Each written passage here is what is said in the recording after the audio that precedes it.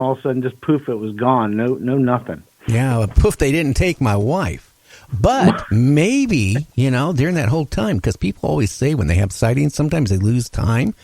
Maybe they brought us on board of that spaceship, right? Or whatever it was. And they listened to her nag for about 3 minutes, and then they transported us back in the car and said, "The hell with them." I still say you should get checked out for an implant or something. They did it for a reason. Maybe they did abduct you. You don't even know it. Don't even remember it. Well, maybe you lost time and don't know. I like setting off metal detectors. Like I said, one of my sons got in trouble where I had to go to court once a month for a year. And I don't know how many times I was strip searched in Pierce County. But every time I go in there, the alarm would go off. And, they have me empty everything. It's still going off. They take my billet. It's still going off. Then I have to go in this special room. And, and the funny thing is, I go to the doctor, because I was having some knee problems and some other problems. And they did MIR or whatever they put you in that machine. It sounds like a jackhammer going off.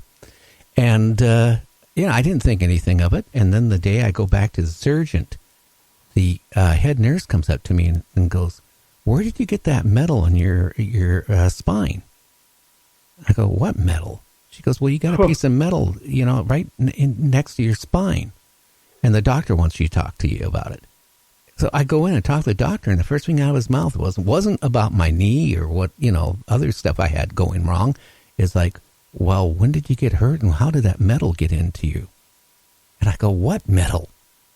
And there's no scars, no nothing, but according to, what they've done, it's there. And I've had a couple MIRs or whatever they are. In fact, I just had one from my last fall back, 3 months ago.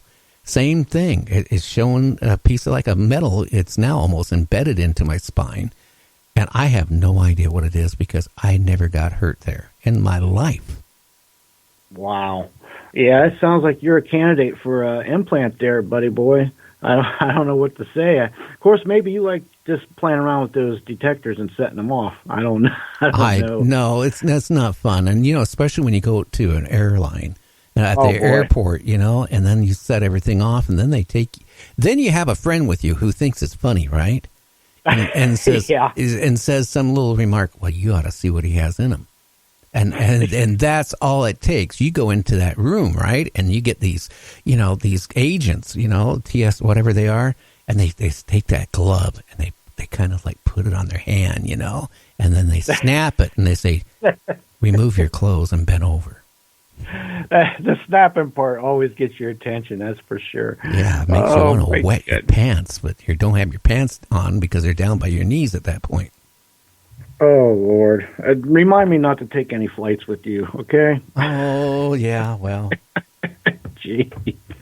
Yeah, speaking of that, back to that Phoenix Lights, the congresswoman there, she investigated. She put an investigation into that, and she had talked to several hundred people, and I think it was like 700 people. And the government never once talked to any of those people, not once. And also, she claimed that her phone was being bugged at the time, also. And so, my question is, if it was nothing, why the cover up? It seemed like the government was trying to filter down to the other governments, like the governor and the councilman, the congressman, all that, to kind of hush it up. And it just makes me question, why would they do that? Was it a secret military run that went astray, or was they, what's going on? I don't know. I am so confused right now about, UFOs and aliens and abductions and Area 51. I seriously kind of doubt, Area 51 even has any UFOs and has had any UFOs probably in the last 15 years. I'm sure they moved them into another place that's certainly a lot more secure and harder to get into. Oh, in my opinion, I think as soon as Bob Lazar come out with what he came out with, I think they started a protocol to already move that stuff to somewhere else. So that's why these people want to storm there. I don't know what they're going to see other than down the barrels of guns or some kind of weapon that's going to knock them off their socks. Well, remember Tim Swartz last night said, they used to, not too far away there, detonate these, nuclear bombs. You know, Oh, yeah. and the people would be standing there at the base just watching it. And just imagine that, a radiation coming through and just soaking all the structures at Area 51. I got a funny feeling you go home at night after working the whole day at Area 51 and you don't even have to turn the light switch on. You might glow. Oh yeah, and you know they used to use the soldiers as part of the experiment. You know, expose them to that stuff, make them look at it. And that's crazy. That oh boy, because the radiation, if there's a lot of it, you know, depending on which way the wind's blowing, most of it's going to go with the wind. And you know, there's still got to be remnants of radiation still floating around out there. Oh yeah, it's true. You know, when I was in grade school, you know, they had these a team of so-called dentists and assistants come into our school, and they would look at our teeth and then give us a couple tubes this blank toothpaste and toothbrush, right? And you'd be so happy, and then that would go on all through like first, second, third grade. Then it came out years later that the government was all these, you know, programs where they took nuclear waste and like dumped it over a city, or they, you know, did it to prisoners, or they whatever. I was reading an article. They were doing that to school kids. They were getting them slightly irradiated toothpaste to see what would happen to their gums and to their body. Can you believe that? Oh, that's horrendous. You know, I read another story once where I think it was during World War II. Women were working in a factory, and the whatever was in the stuff that make something like the same kind of stuff in your watch, it makes it kind of glow at night so you can see the time. There was radioactive stuff or something in that, and they were exposing themselves to it, and they were getting cancer and stuff. Well, so yeah. It's kind of like, and I was reading about that, you know, like the women, you know, take their little fine paintbrushes, right? And dip it into their tongue to keep it, you know, moist, and then dip it back into this, you know, this stuff. It's radioactive, and then, you know, do it, you know, like the numbers, and then do the same thing again. You know, it wasn't phosphorus coated then; it was actually, you know, radioactive. You know, the same thing was back in the, I'd say, 60s. You know, the Soviet Union was, you know, a lot of their ships and stuff, they were breaking them up, you know, in the late 60s and 70s, and then recycling the metal and glass and stuff like that. It came out at one point, camera lenses that were made in the USSR. Some of them were radioactive. wow. Now, I wonder what would be the root of that? Was it because of where they were made or what they were made with, I wonder? Probably scrap metal, what they're made with, you know, like maybe parts of, you know, ships that were radioactive, and then they broke it up. Okay. Yeah, that makes sense. Yeah, and you know, governments, you know what they do. If they can cut the budget and save $1 here to hurt somebody there for the greater cause, they're going to do it. Yeah, well, I always used to joke around for a little while. I ran, you know, that couple of camera stores. I used to tell people who came in and bought those really cheap Russian lenses, I said, well, if you're out taking pictures, don't take that spare lens and put it in your pocket unless you don't want any more kids. Oh my goodness. Yeah, because it's so much stuff's radioactive, people don't even realize it's out there. You know, a lot of land out there is radioactive just from our tests and stuff out in that area. Not just Area 51, but out through some other areas out there.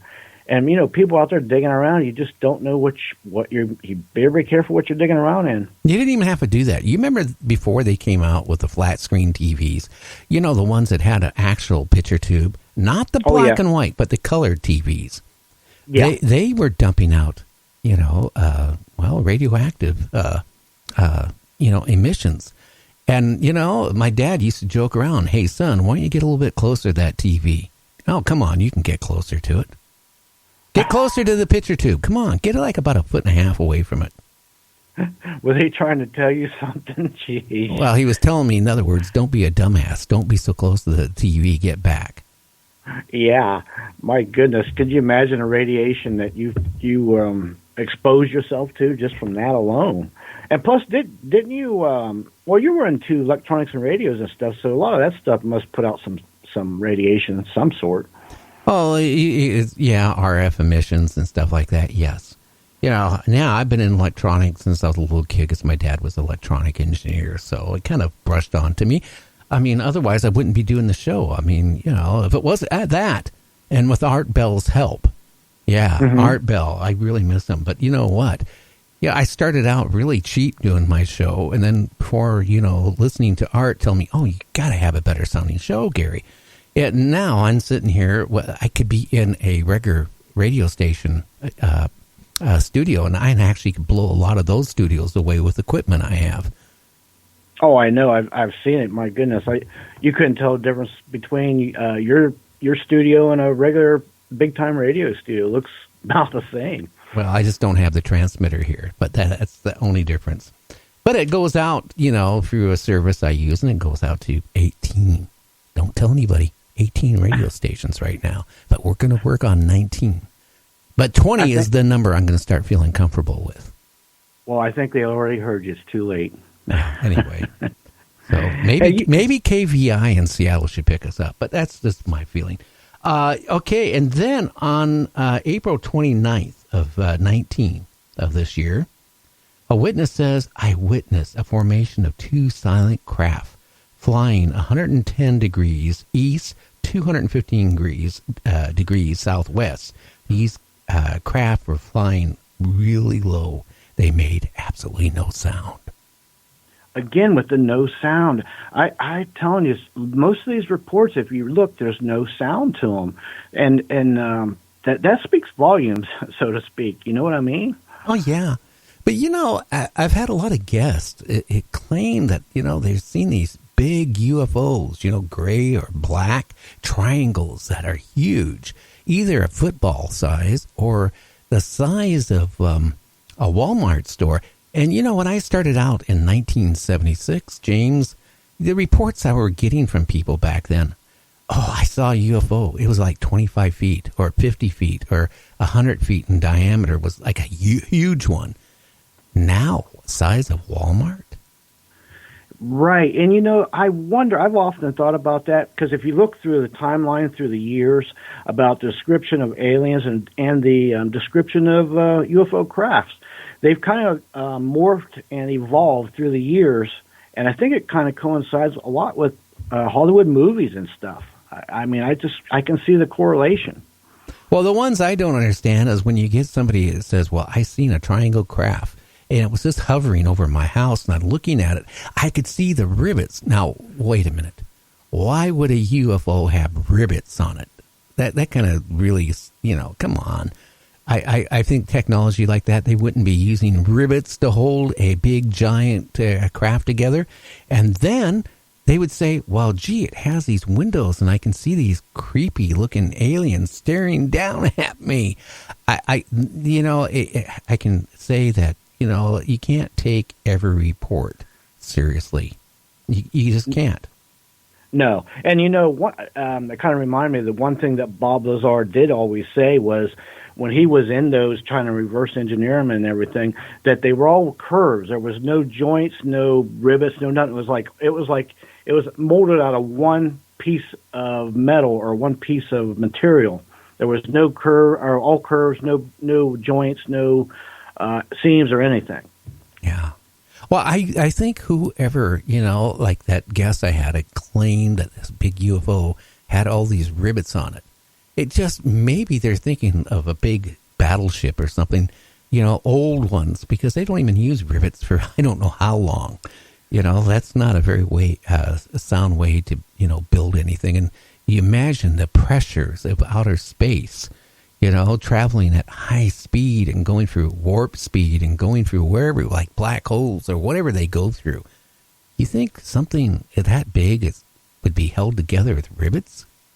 No. Matter of fact, our military and the Air Force and our aircraft, most of them don't even have rivets either. Yeah, they did way back, but, so right there tells you that that's a red flag to me anyway. Oh, yeah. And then Carson City had a report on May 29th of this year. The guy says, I noticed a low-flying triangle aircraft with no sound. Here again, no sound. And decided to sit on the side of the road on the mountain street and just watch it. And it lasted 15 minutes.